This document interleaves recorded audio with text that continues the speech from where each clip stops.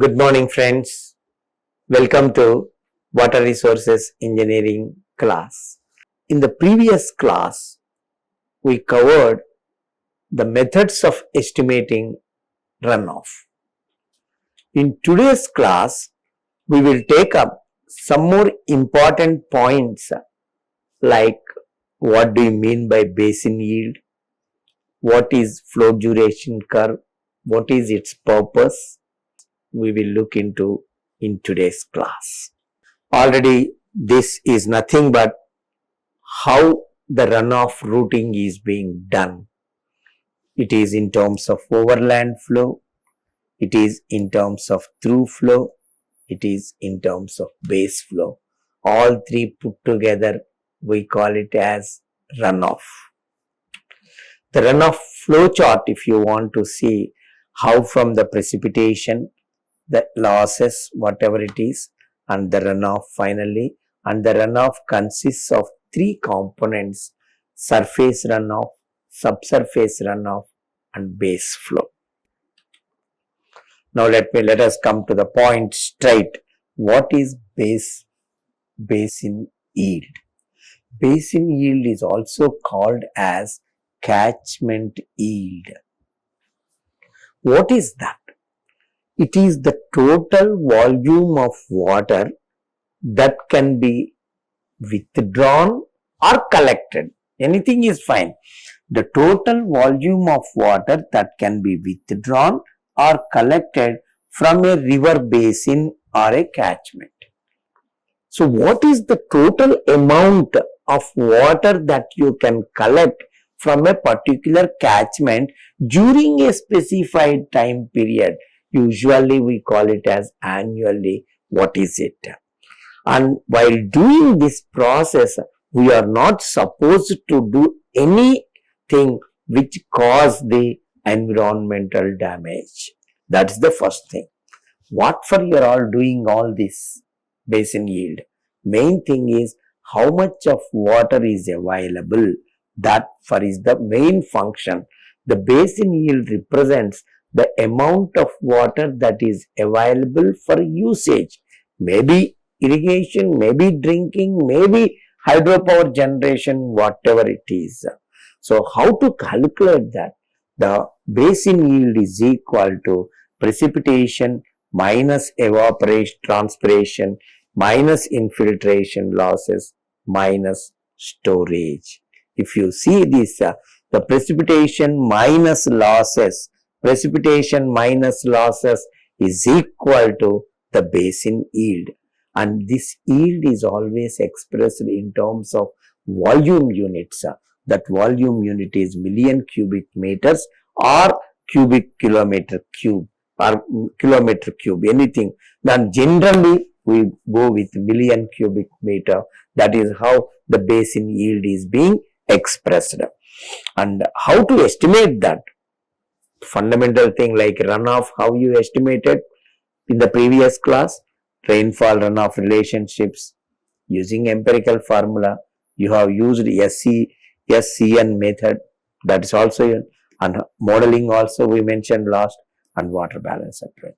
All the runoff estimation methods can be used to estimate the basin yield. Then, for example, if I say, if a river basin receives 1000 mm of rainfall, what is the area of the catchment? 500 kilometers square, and 30% becomes runoff.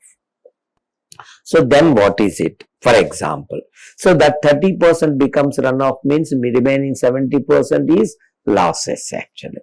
So what is that? Now you see the units, how I am converting it.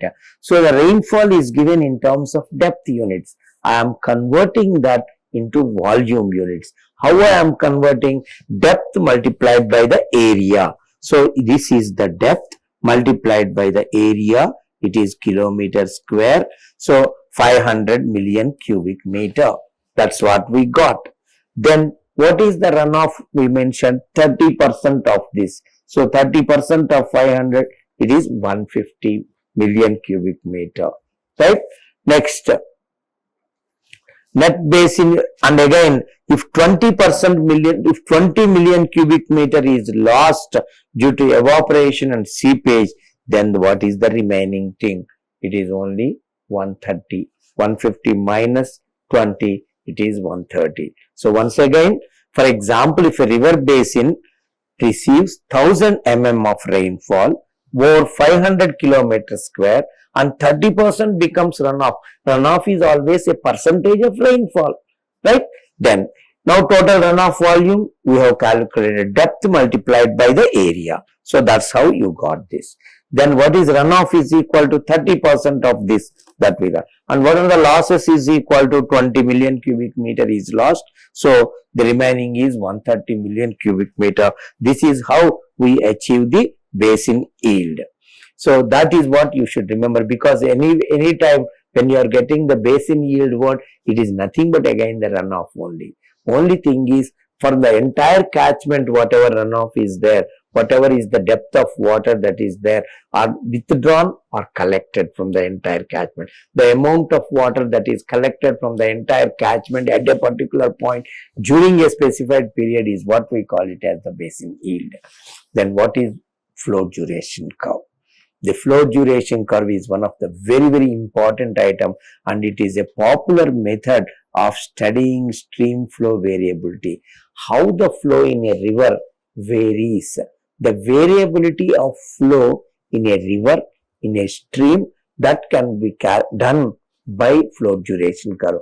Flow duration curve represents the variability of flow in a stream. Variability of flow in a stream or river, whatever it is.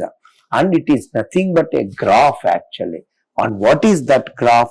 For that graph, on x-axis we will take it actually, it is percentage of, please see, percentage of time the flow is equaled or exceeded. And on the y-axis, it is nothing but actually the discharge. On x-axis, you are taking it as percentage of time. On y-axis, discharge. If you do it, whatever curve that you get, it is what we call it as flow duration curve. What that flow duration curve represents? The variability of flow. Variability of flow. That is what it gives. It is required for different purposes that I will come back. But first, what is it? A flow duration curve is nothing but a discharge. This percentage of time equal or exceeded for a particular flow is nothing but what we call it as the probability of this thing. The probability is nothing but actually the frequency. So kindly remember any of these things. It is discharge versus frequency. It is discharge versus probability. Discharge versus percentage of time the flow exceeds or equaled. A flow duration curve is a cumulative frequency curve that shows percentage of time that stream flow equals or exceeds a given discharge. A particular given discharge, how much percentage of time it is equal or exceeds during a specified period. That is different. Next, what is the purpose? The purpose is, main thing is to understand the variability of stream flow over a time. Next, number 2, very important, where flow duration curve is being used mostly is to analyze hydropower potential. In this case, we use it frequently, Then we also use it to understand the water availability and to understand the reliability and sustainability of water actually, and to understand the flood risk assessment, and to understand the design of structures on a stream. There are different purposes. Number 1 is, again I am repeating, to understand the variability of stream flow. Number 2 is what actually? Hydropower potential. Number 3 is what actually? The water availability. Number 4 is what actually? Assessing the reliability and sustainability of water resources. Number 5 is flood risk assessment. Number 6 is design of any structure on a stream. For that, we require this flow duration curve, because how the flow varies with time. That is what we can think. Then what are the construction steps? How you are going to plot it? Collect the discharge data, maybe daily, maybe weekly, monthly discharge data, right? That is in meter cube per second discharge.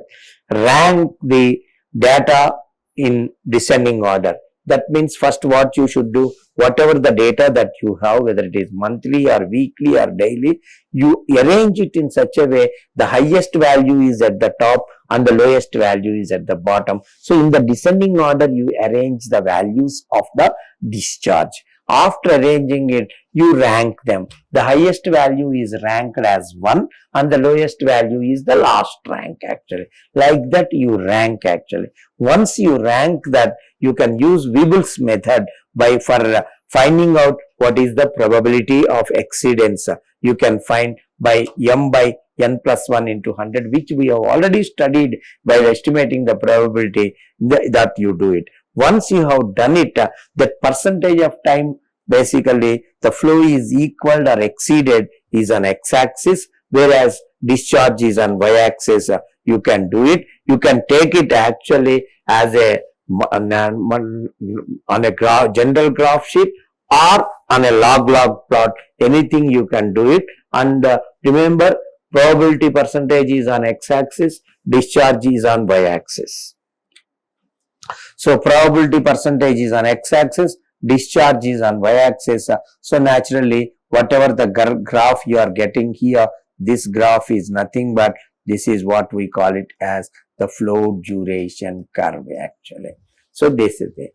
And if you want to go for logarithmic plot actually on log paper, naturally that graph is like this. This is the variation. And what is the use? Already purpose I mentioned. Purpose and use both are same only, but I will present it in a different thing. So first thing is stream flow variability. Stream flow variability, what is the use for me? I know what is the stream flow, how it is varying with time. Why we require is based on that stream flow variability, we can find whether we can depend on that resource or not. Suppose depending on the stream flow variability, you can assure the farmers that you can grow this particular crop to this much acreage so that we will be able to supply water. That is what I mean by the dependable flows. That planning can be done by using the flow duration curve. Second one also I mentioned already, hydropower potential of a river. And then next one is the flood control studies, already I mentioned.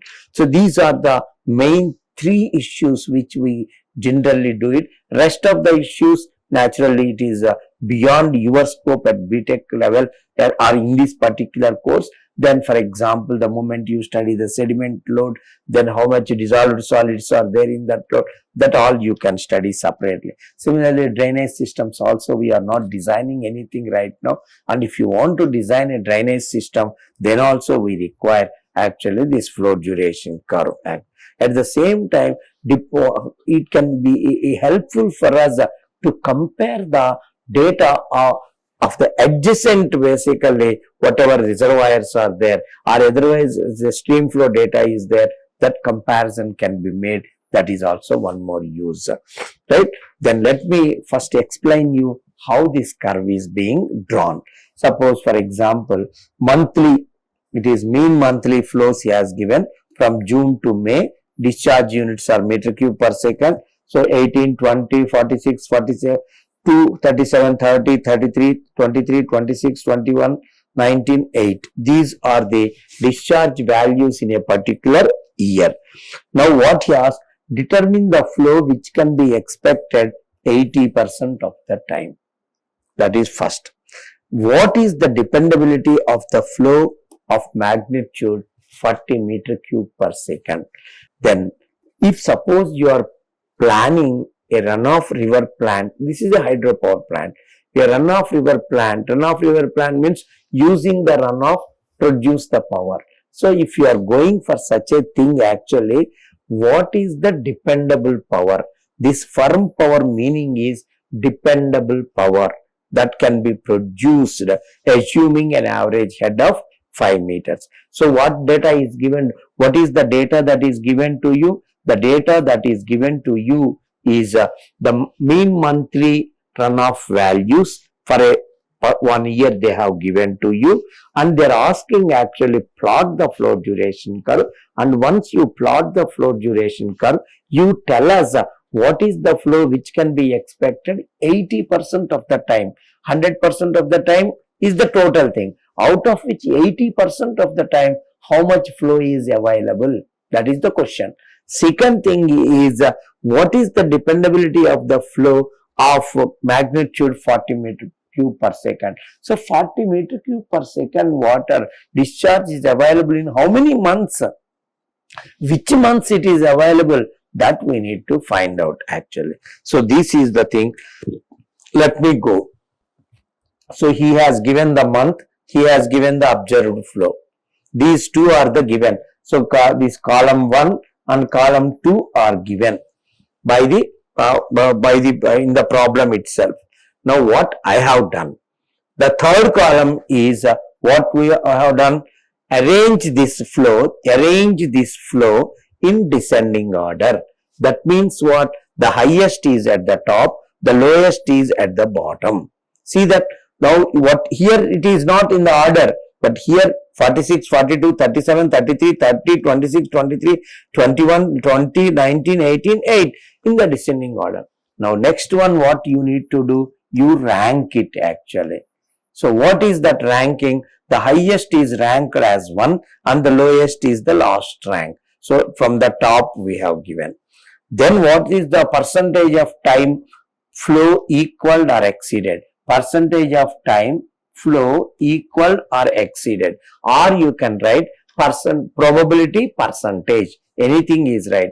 How I can get it? That we have done it. This is actually m by n into 100 we have put. But what is the equation for that actually? It is m by n plus 1 into 100. So m by n plus 1 means what? This is 1. You need to put it and do. Or m by n is also fine, because there are different formulas we have. M by n into 100 is one formula. M by n plus 1 into 100 is another formula. So like that, any formula you take it, but accordingly you do it. So in this problem I have taken m by n into 100. If you want to do by m by n plus 1 into 100, do that. No issues. You go by that percentage here. Right? Understood? So this percentage is, you can use two formulas, m by n plus 1 or m by n. Anything you can use and go by that. And percentage, if you see it, this is top, lowest is at the top and highest is there. What do you mean by that? 46 meter cube per second of water is available only 8.33% of the time. That is the meaning of the thing. Similarly, 42 meter cube per second of water is available for 16.67% of time in that year. If 1 year is the time period, because 12 months, so 42 meter cube per second, how long it is available? If somebody asks, it is only available for 16.67% of time. So 8 meter cube per second of water is available 100% of time. That is the basic thing. You should, why you are arranging like this, meaning is this. Then plot the flow duration curve. Percentage of time on x-axis and flow on y-axis, you take it. Then first one, only this you can get flow expected 80% of time. So now you see, after drawing the graph, so for 80% of time, what is the flow? That if you see, this is the value, you get it. Similarly, 40 meter cube per second is available. How long? That is 18.4%. Then next question is, what is the dependable power? Dependable power means, meaning is the discharge is available almost throughout. That throughout, rather than writing 100% of the time, but only we have assumed at least 90 to 97% of time water is available. So based on that, if I take it, what is the power is equal to eta into gamma QH, already you know it. Eta he has assuming it as 80%, gamma is 9810, and this is the 14 meter cube per second is obtained from the flow duration curve. 5 he has given it, we can estimate. So the meaning of all these things is when once you plot the flow duration curve, what are the things that you are going to derive out of it? Dependable power you can define, hydropower potential you can, what is the water use you can find out, what is the dependable water you can find out, right? And a particular quantity of water is available, how much percentage of time, that also you can calculate. So that completes to me. With this, we will close the topic here. Thank you so much. Vishnu Audio Visual Center, like and share and subscribe and click bell icon.